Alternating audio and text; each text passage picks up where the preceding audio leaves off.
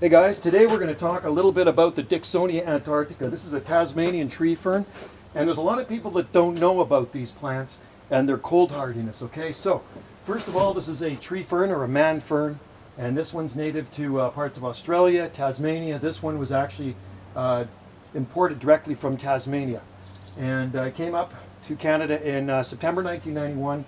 I planted it here in April 1994, okay? So the hardiest part of the tree fern is the trunk, and I'm thinking that could probably take temperatures of about -9 degrees Celsius, short duration of -9 degrees Celsius. Second most cold tolerant part of the fern is the fronds. Temperatures of about -6.5 or lower, you can expect them to turn brown. And the most tender part of the fern that needs protecting from heavy duty frost is the inner core, the inner crown, where the croziers unfurl, the big fiddleheads. So every winter I put burlap down in there because I never want to risk losing this plant. 1 inch of trunk equals about 1 year of growth. So this one has 6 feet of trunk on it. And the trick to watering a tree fern is from the top. Okay, so the trunk consists of roots. This whole trunk is roots, like a wick, right? So you water it from the top, just like that. It'll soak it right down. You can water the trunk too, but water it from the center of the crown, right there, and it'll wick right down that trunk. So anyway, these are this year's fronds, and this is last year's fronds. I've cut most of last year's fronds off because last year's fronds, at this time of the year, they start to brown off.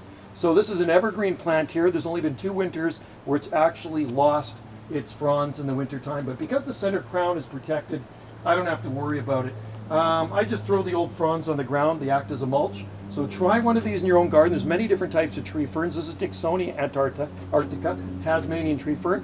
We have Cyathea cooperi, and we have a bunch of these in the upper garden as well. I think we probably have 10 or a dozen tree ferns in our gardens here.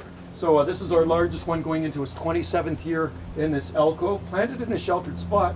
This is a true Zone 9A plant, and there are some big ones in private gardens here on Salt Spring Island. There's Dicksonia fibrosa, there's sclerosa, and there's Cyathea australis. So anyway, look into hardy tree ferns and plant them in moist, rich, well-draining soil, and keep them watered well. At this latitude, it takes full-on half-day sun anyway. It does quite well. All right, thanks for watching.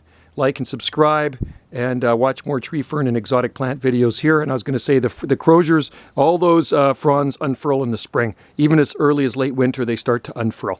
Thanks for watching. Cheers.